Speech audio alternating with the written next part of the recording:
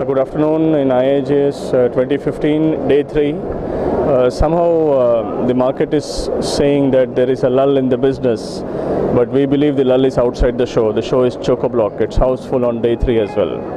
Let's talk to Ms. Nirupa Bhatt, Managing Director, GIA India and Middle East, and let's know from her what's her take on the future. How are things going to move from here in terms of education, grading, and diamond business as a whole? How are you doing, Ms. Bhatt?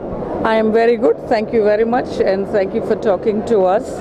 I'm really pleased. Sorry, I have to ask you. I'm looking at you. Is that okay? Absolutely. Yeah. I think we have, of course, seen many visitors from day one, which is a big change than in the past years. Normally, weekends are busy. So I think that shows that in the industry and in our country, I think individuals are becoming much more aware of the importance of a platform like this to network, to be able to see what is in the marketplace. So I'm feeling really very good and optimistic about the future of events like this. Ma'am, do you think now the entire industry has maybe got a thought of coming together, and no wonder in IIJS like this where there are so many jewelers maybe not seen in the recent past? I think the jewelers probably always would have liked to do something, but I think as the platform is becoming more and more prominent, it becomes more and more useful. So the word spreads, and those who come here say that they have benefited, it was worth the visit, etc. And I think so more and more jewelers are now coming in.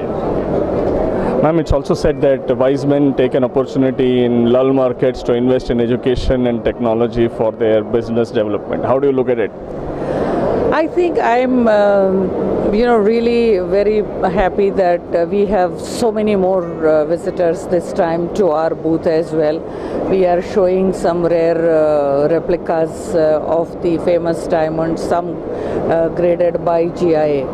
I think what has happened in the industry is that the retailers, for example, are realizing that unless they empower their sales associates and they are able to engage with the customers, that they are not really able to close the sale, or they have to always use discounts as their USP.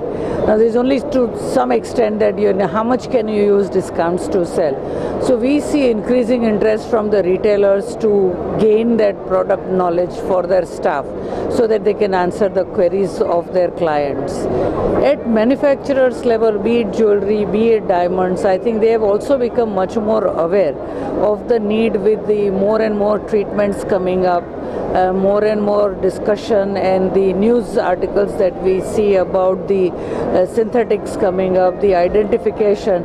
So I think everyone wants to remain aware of what is happening in the industry, what are the detection possibilities. They want explanation about that. And this year we are so pleased that we, of course, every year have the free seminars for all those who are attending the show. And this year each seminar has been going absolutely full. In fact, we have been going on till 6:30. Normally we have had it till 5:30, and we are repeating seminars on subjects like synthetics, on design, which is really very useful for the industry. And I'm very pleased that all our efforts that we have been making in all these years to spread this word around is kind of coming to a fruition. And now that we have actually initiated this word called synthetic in the discussion, tell us something. How does GIA look at this particular synthetic side of the business, especially in large markets like India, where almost every other day we keep getting in information about companies. Recently, GIA also bought a couple of companies from Surat and closed their accounts. GIA, of course, it's a not-for-profit organization, and its mission is to promote public trust and enhance consumer confidence. So we provide services to as many centers as possible. We have taken windows as well. We are doing our bit to go out and spread awareness about them. We are going out and informing the customers in the trade and the consumers of what is available in the marketplace, what are the detection methodology available. So we give as much information to the individuals in the marketplace, and I think GIA will continue to do that. GIA also works closely with the trade bodies. For example, they have provided diamond check instruments at no cost to these trade bodies, and so that the small manufacturers, traders can also take advantage, and the trade bodies can provide that service. So I think GIA is continuing to provide that service to the trade, and I believe they are so committed, and I hear that from the senior management all the time of their commitment to ensure that they do everything possible, be it research, be it development of instrument, and sharing that with the industry. Ma'am, you also had the Middle East market, and somehow worldwide, because of the luxury element and the more wealthier class in the Middle East markets somehow are seen as much more sustainable for the diamond business now. How do you look at the education and grading? What has been the development over the years in GIA? It has taken some time. It has been a slow process and slow progress for us in the Middle East. But I think I'm really happy when I look back of those years as to how far we have been able to come. So for example, just a few months ago, in the month of April, we did our first graduate diamond class in Bahrain. Our classes that we have in Dubai are also becoming more and more. Our capacity utilization is also increasing. We are working with the retailers because they want to empower their sales associates. So we are seeing this increasing interest in that region as well. And Middle East, and particularly UAE, for example, receives a lot of international visitors, and they all have questions, they all have some information. So I think in that place and in that region, that area, I think retailers are very keen that their sales associates are very aware of how to sell. They have the required information, and we are very happy to work with them and provide that support to them. Tamkeen is a initiative of the Bahrain government, and they want to encourage the locals, the local population, to acquire some vocational training so that they can either do their own business, or they can expand the jewelry profession, or they can establish their careers, etc. So our the AJP, which is accredited jewelry professional class, and the graduate diamond class is now recognized by them.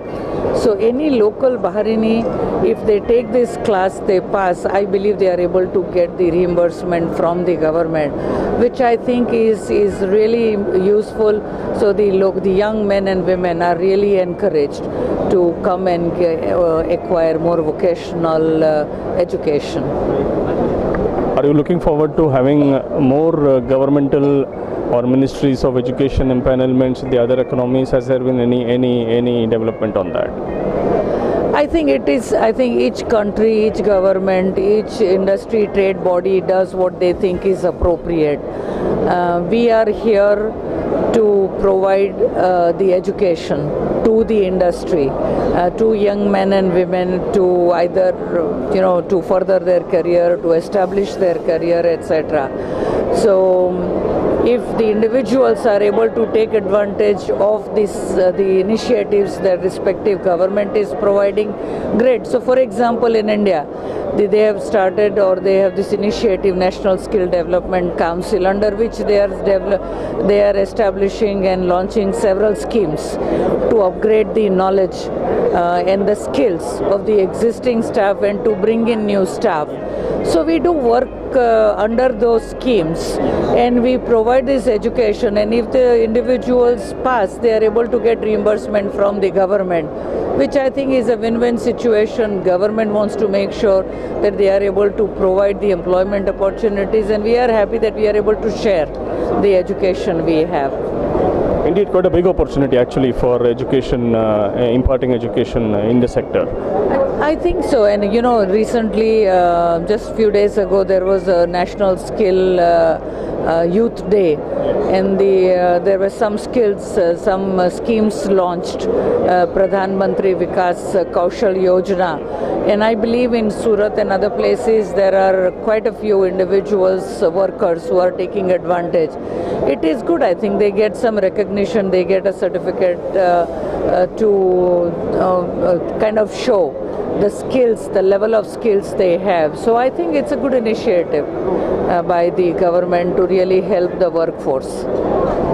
Ma'am, tell us something. You have been one of those foremost lady executives in the industry and who has grown to such an immense successful arena.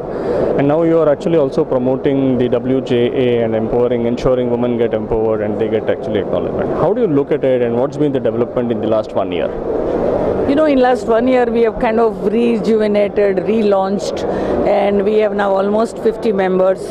And I believe that you know, we need to have that support and networking group, because I think the successful women can be inspiration.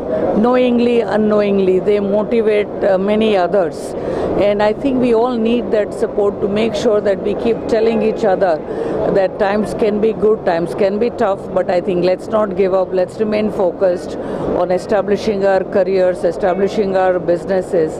And I see that, you know, women are more forthcoming now than before. And, you know, the name is a little, in some ways, doesn't convey the proper meaning. Various quarters, so I'm really very optimistic, and I think that the potential is huge, and we must take advantage of all the skills that is available for the greater good of the industry. And lastly, on that optimistic note, tell us, give us some inputs as an industry leader for the forthcoming 6 months. What do you think, on a positive note, the industry should look like? You know, I was talking to few visitors and few exhibitors, and those who are in gold jewelry and have good designs, they said they have been really very busy. And I think today is second day, and they say our production capacity of next few months is sold out. So even if someone wants to buy more, they really don't have the goods available, merchandise available to sell. So that sounds good. So I think the focus on design is increasing. And I think we will see that happening more and more. The consumers will drive that.